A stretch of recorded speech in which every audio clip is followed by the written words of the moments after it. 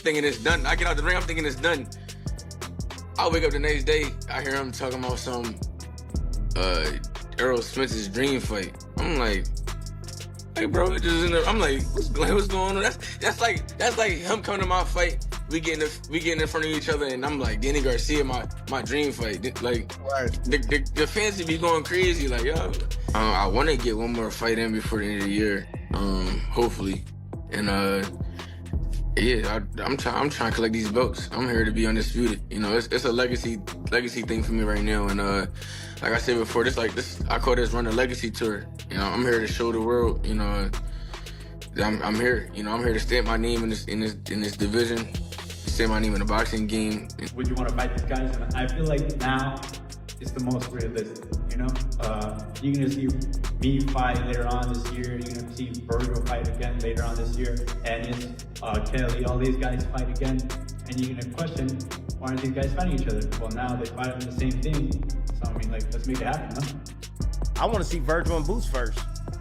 But if you can't get that, then why is Fundora? You know.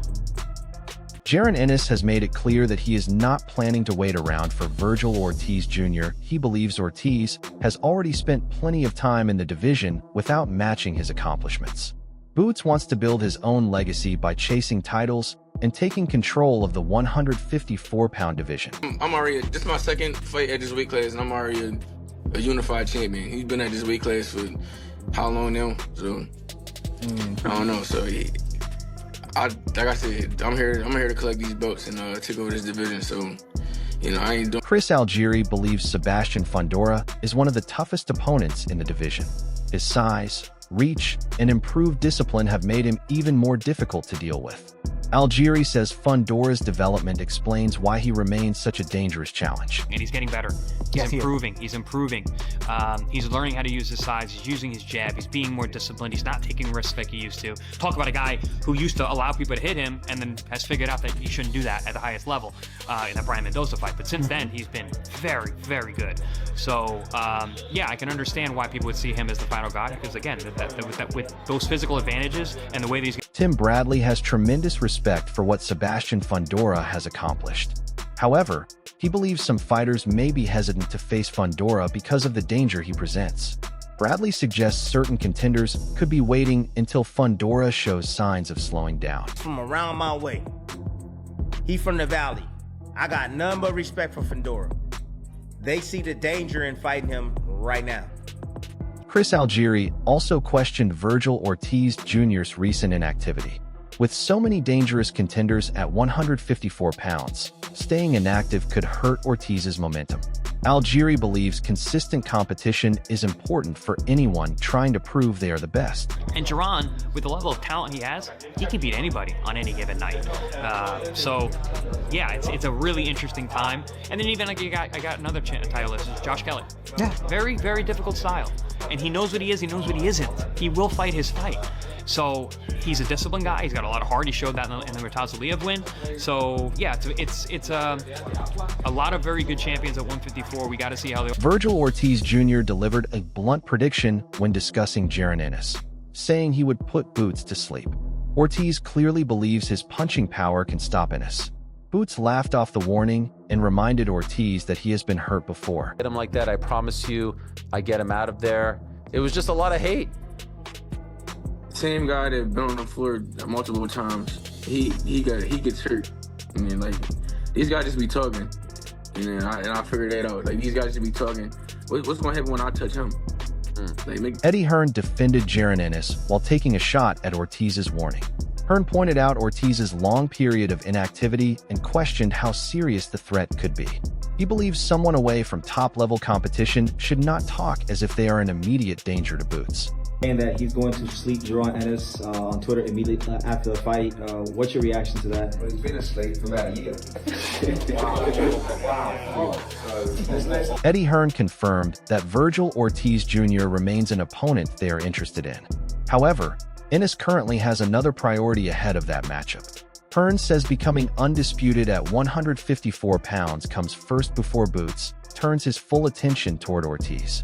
Get in line and take your 15% for a voluntary defense. That's what some people would say if they were arrogant. What we say is, We love the big fights. But we took that Vergil Ortiz fight. He signed for that fight, right? We took that fight for no belt. We took it for the fans to prove he was the best. Unfortunately for Vergil Ortiz, the team, everybody, Everett, Sean, we did an unbelievable job to land the unified world championship. And now he's the unified world champion. So, sorry Vergil, in a way, we want to be undisputed, but we don't rule out that. Sebastian Fundora believes he can defeat both Jaron Ennis and Vergil Ortiz Jr. He feels fans have already waited long enough for these major fights. Fundora wants the biggest names in the division to stop talking and settle the questions inside the ring. It's simple. I'll beat them both. I think those are great fights. You know, great fights. Again, being on the zone, all of us now. I think that's fights that have to happen now. You know, you're seeing him fight one time and me fight one time, and then the other one fight the other time. It's like Vergil Ortiz Jr. responded directly to Jaron Ennis and said their rivalry has reached the point where another delay makes little sense. Ortiz accused Boots of taking tune-up fights instead of accepting the matchup fans have wanted for years. It's been cooking way too long. I think that I really want to get in the ring with him. I think he's a good fighter. I think we can give the fans one of the best fights of the century. I think it'll be... Eddie Hearn revealed that discussions between Jaron Ennis and Vergil Ortiz Jr. had already taken place. According to Hearn, the two sides reached an understanding on the basic terms before communication reportedly stopped. Ennis's team had signed based on the agreement, but Ortiz's camp did not respond to the proposed timeline. We sat in a room, me, Oscar de la Hoya, Eric Gomez, and the top DAZN execs in America. We talked about how a deal would work with those two fighters, and we agreed on a deal. We went away, we signed a new deal with Boots. Part of that deal, within the contract, was the deal that we agreed with Golden Boy and DAZN to fight Vergil Ortiz. Boots signed it. Now, we didn't hear anything back. We told them we're going to fight in October. They said they're going to fight in November. Jaron Ennis strongly rejected the idea that his team avoided Vergil Ortiz Jr. He pointed back to their time at 147 pounds and said his side had shown interest in making the fight. Boots believes Ortiz's team previously wanted the matchup to happen later in their careers. They was running their mouth saying certain things about this and that, but like I told them, you know, we've been wanting to fight Vergil at a 147. And back then, that was like what, 3-4 years ago? Back then, they were saying 3-4 years down the line, they was going to be able to fight us. You know what I mean? Yeah. So, and that's what they were saying. Oh yeah, your father. I never really talk about nobody ducking and all that stuff.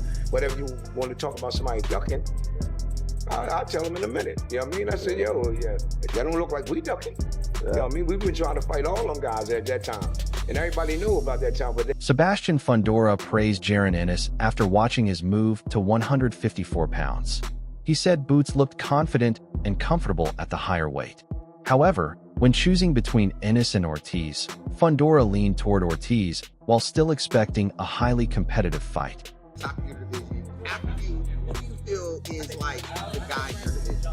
I guess Ennis with his last win, you know, I mean, he looked good. He looked good doing his thing. He looked like he had fun as well. So it's nice to see I mean, he's been a champion before, but a fresh face in 154. Okay, all right. And then say the talks you go through with Boots and Vergil, who you got that fight? I favor Vergil. I mean, we saw that third round. That was enough for me to see what I needed to see, but Tim Bradley confidently picked Jaron Ennis to defeat Vergil Ortiz Jr. He believes Boots can make adjustments after studying an opponent's power and reactions early in the fight.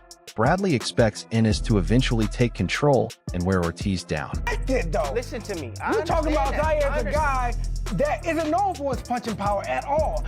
Or his speed, or really his skills. He checks boxes at a decent level, but not at an elite level. But the thing is that he didn't feel the pop. You got to understand that about Boots. Boots is willing to take yours to get his, and it's a trap, right? A lot of his flows, but I'm just telling you that I know it's not always a good thing, but it works for him, and I think that he fights off of feeling. That's what it is. It's feeling. Max Kellerman believes Jaron Ennis would normally deserve to be the betting favorite because of his size, athleticism, reach, and defense. However, he refuses to call the fight one-sided and sees it as nearly a toss-up. Kellerman also highlighted Ortiz's stronger resume and his victory over Israel Madrimov. Boots, right? Because generally, that guy wins those fights. But it's a different thing than actually going out and beating Vergil Ortiz and doing it in style. Especially in that type of manner. Who should be the favorite in that fight, Shady? I'm going with Boots. Favorite? Yeah. He should be the betting favorite. Yes. I think this is a genuine coin flip fight. I really do. And I think we have to remember that Vergil Ortiz has fought the much, much better competition. That's true. He beat Israel Madrimov, very quality win. Madrimov gave Crawford all he could handle. This fight happens and Boots wins a close, tough fight. Chris Algieri refused to rank the top 154-pound fighters in a fixed order. He believes Ennis, Ortiz, Fundora, and Josh Kelly all bring completely different styles. Algieri says the only real way to determine the best fighter is to put them all in the ring together. Can't do it. Because it's one of those fights, it's one of those divisions where, again, if they all fight each other, I don't think anybody stays undefeated. So even trying to rank people, just because they're all so different. You know, you got Boots, who's a fluid, side-switching, counter-punching, killer puncher. You got Vergil, who's a two-fisted destroyer, comes to get you. Fundora is the towering inferno. He's 6'9" or however tall he is. You got Josh Kelly, who's a slippery guy. So you've got Andre Ward warned that too much intense training and hard sparring can sometimes hurt a fighter before fight night. He questioned whether Ennis's heavy preparation could eventually work against him. Ward also believes Boots needs more experience against elite-level danger to sharpen his championship instincts. You can leave a lot of your best moments in the gym. He's from Philly. I've heard how his sparring sessions go. Even when you saw Boots face a retired Sean Porter. Yeah, he probably pulled some punches, but he was trying to hit Sean with some real shots. That's just how Boots Ennis gets down in sparring.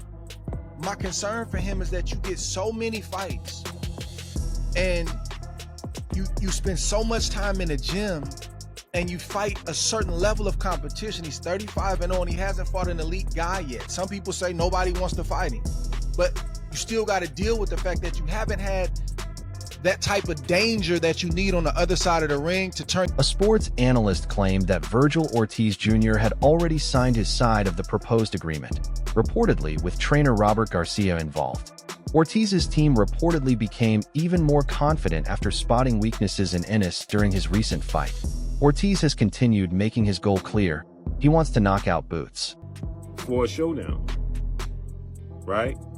According to well-renowned trainer, former world champion, future Hall of Famer, Robert Garcia, right? And that's the fight that they want, they're pursuing. And I said that in the video I did the other day, that they see a hole, right? They see vulnerability in Jaron Ennis after Jaron Ennis fought Xander Zayas, and he got clipped in the third round. After he got clipped in the third round, you had Vergil come out, and Vergil stated, he said, I'm putting him, who's not the biggest puncher, right? So with that said, Vergil is aggressively pursuing this fight with Jaron Boots Ennis because they see vulnerability, right? They believe that they land that power, he's going to sleep. But like Jaron Ennis said in an interview, he stated, I could box, control the distance, and win a boring boxing match, but I like and I choose to entertain. Is he going? If you enjoyed this breakdown, make sure to hit the like button and subscribe to the channel. Turn on notifications so you never miss the latest boxing news and major fight developments. Stay connected for more fighter interviews, updates, and in-depth boxing analysis.